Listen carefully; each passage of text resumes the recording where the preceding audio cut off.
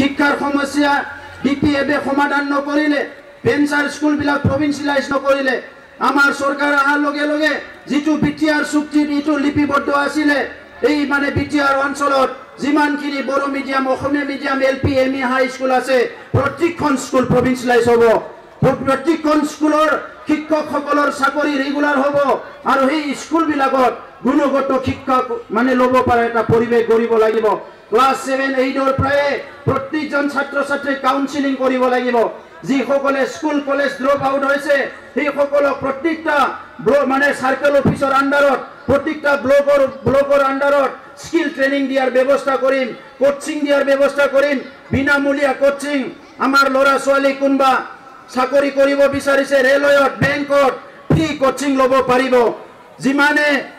আজি ডিফেন্সত যাব বিচাৰিছে সেই সকলক ফ্ৰী ট্ৰেইনিং দিয়া হ'ব ফ্ৰী মানে ইন্টাৰভিউৰ কাৰণে প্ৰিপেয়াৰ কৰি দিয়া হ'ব আৰু এইটোৱে মানৱ সম্পদৰ মূল কাম এইখিনি কাম বিপিএফে যোৱা 17 বছৰত নকৰিলে এই কাৰণে আমাৰ অৱস্থা বেয়া হৈ আছে গাঁৱে ভুঁয়ে ৰাস্তা ঘাট ভাল নহয় ইফালে কোকৰাঝাৰৰ পৰা উদালগুৰিলৈকে যিমান নদী আছে এই নদীৰ গোৰা খহনীয়া হৈ আছে এটাও নদীৰ গোৰা খহনীয়া বিপিএফে ৰোধ কৰিব নোৱাৰিলে এই কাৰণে আমি সাৰ্ভে কৰিছো সংকোচৰ পৰা ধনশ্ৰীলৈকে বেকি যিমান নদী আছে প্ৰত্যেকটো নদীৰ দুই কাষ যিটো মাথাউৰি আছে এইটো জিঅ' বেগ নহলে বৰ্ডাৰ পিচিং কৰি এইটো আমাৰ সীমা পাৰ হোৱালৈকে দুইটা এম্বেংমেন্ট দুইটা মাথাউৰি মেনেজ কৰি আমাৰ ইয়াত যাতে বানপানী গৰা খহনীয়া আহিব নোৱাৰে এই কামখিনি ইউপিপিএল চৰকাৰে কৰা হ'ব ইয়াৰ লগতে ৰাইজ আমাৰ অঞ্চলৰ হাতী মানুহৰ বহুত সংঘাত হৈ আছে যোৱা 17 বছৰত এইখিনি কামো বিপিএফে নকৰিলে হাতী হাজি প্ৰত্যেক বছৰতে বহুত মানুহৰ জীৱন হাতীয়ে লয় ধান খাই যায় আমাৰ ফসল নষ্ট কৰে কিন্তু এইখিনি মেনেজমেন্ট কৰাত বিপিএফ মানে বিফল হৈ গ'ল এই কাৰণে আমি ঠিক কৰিছো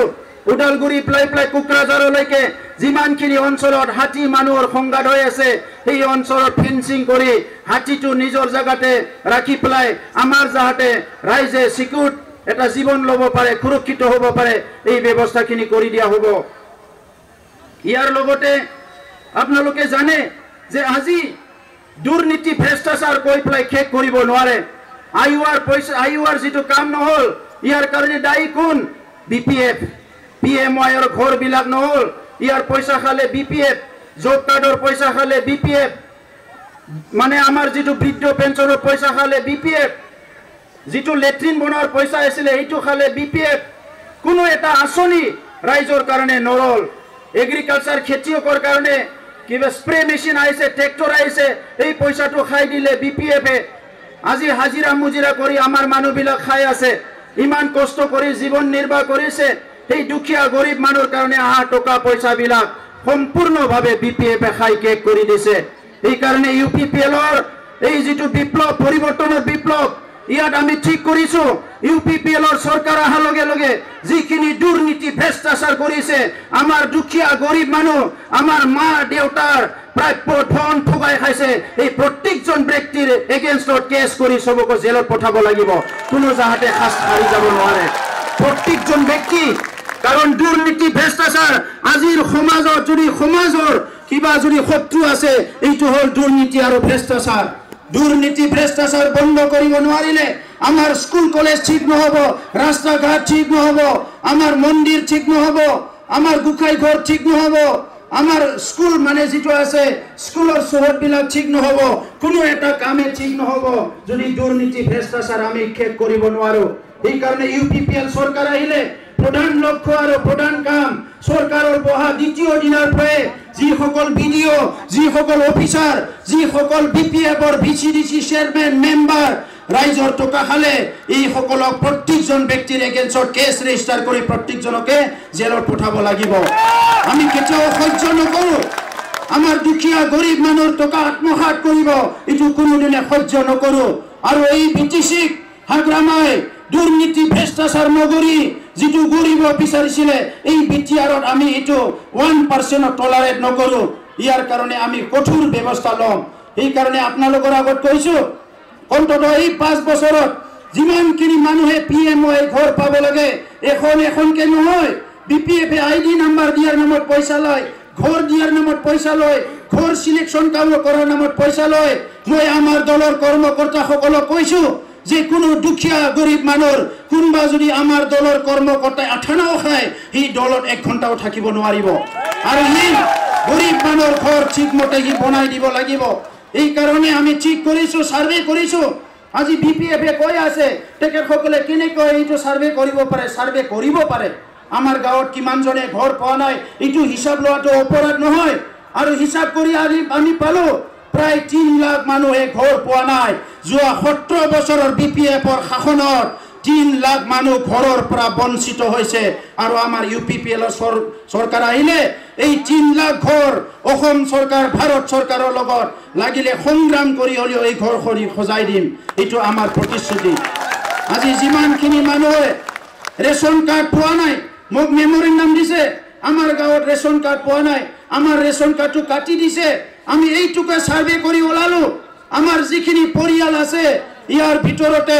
আজি দৰিদ্ৰ সীমাৰেখাৰ তলৰ 40% আমাৰ মানুহৰ হাতত ৰেশন কাৰ্ড নাই আৰু আমি প্ৰতিশ্ৰুতি দিছো আমাৰ সৰকাৰ আহাৰ লগে লগে যিকিনো সংগ্ৰামৰ বিনিময়ত হলেও এই 40% মানুহক ৰেশন কাৰ্ড দিয়াৰ কাৰণে ব্যৱস্থা কৰিম এটো কোনো ঠগাব নোৱাৰিব কোনো ৰাখিব নোৱাৰিব তো কেনে ৰাইজ ইউপিপিএল এটা পৰিৱৰ্তন বিচাৰিছে আৰু এই পৰিৱৰ্তনৰ যাত্ৰাত আমি আপোনালোকক অংশীদাৰ কৰিব বিচাৰিছো আমি একেলগে অংশীদাৰ হ'ব বিচাৰিছো একেলগে আগুৱাই যাব বিচাৰিছো যোৱা 30 বছৰত এটা বেয়া পৰিৱেশত আমি অতিক্ৰম কৰিলো অহা নৱ প্ৰজন্মক আমাৰ ই অসমীয়া ই বড়ো ই বঙালী ই মুছলমান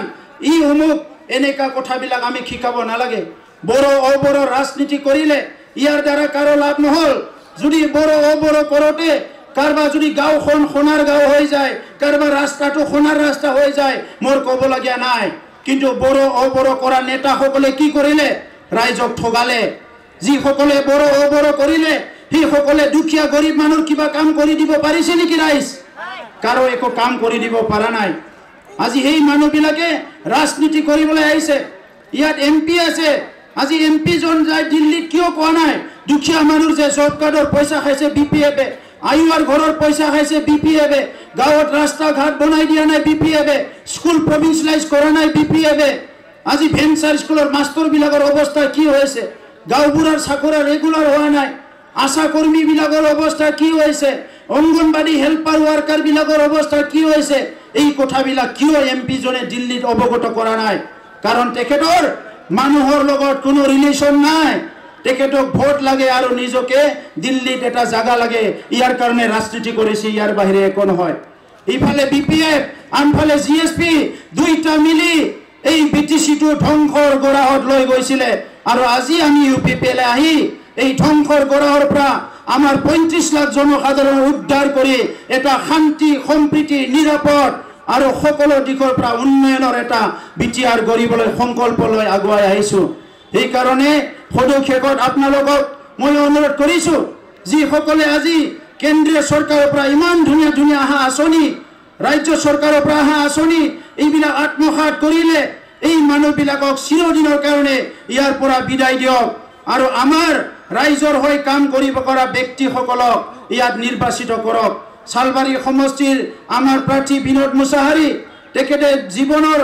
আৰম্ভণিৰ পৰাই আজি সমাজৰ লগত কাম কৰি আছে এই তেনেকুৱা ব্যক্তি এজন যদি কালি ইয়াতে ইলেক্টেড হৈ যায় ইয়াৰ পৰা জিকি যায় 24/7 তেখেতে ৰাইজৰ লগত কাম কৰিব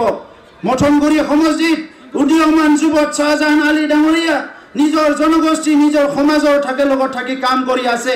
তেনেকুৱা ব্যক্তি যদি আজি জিকি যায় আমাৰ অঞ্চলৰ উন্নয়নৰ কাৰণে কাম কৰিব ৰাইজৰ দুখ দুৰ্যোগৰ সমভাগী হ'ব তেনেকুৱা ব্যক্তিবিলাকক যাতে আপোনালোকে জিকাই দিয়ে আৰু মনত ৰাখিব নিৰ্বাচন ডিসেম্বৰৰ ফাৰ্স্ট উইক নহলে সেকেন্ড উইকত হ'ব আৰু হিদিনা আপোনালোকৰ সকলো পৰিয়ালৰ সকলো ব্যক্তি কক এইবাৰ পৰিৱৰ্তনৰ স্বাৰ্থত শান্তিৰ স্বাৰ্থত জাতি জনগোষ্ঠীৰ মাজত একতা বজাই ৰাখাৰ স্বাৰ্থত ভূমিৰ অধিকাৰ ৰাজনৈতিক সামাজিক অধিকাৰ অৰ্থনৈতিক অধিকাৰ পোৱাৰ স্বাৰ্থত যাতে ট্ৰেক্টৰৰ ছবিত ইউপিপিএলক ভোট দিয়ে এইটোকে মই আপোনালোকক অনুৰোধ কৰিছো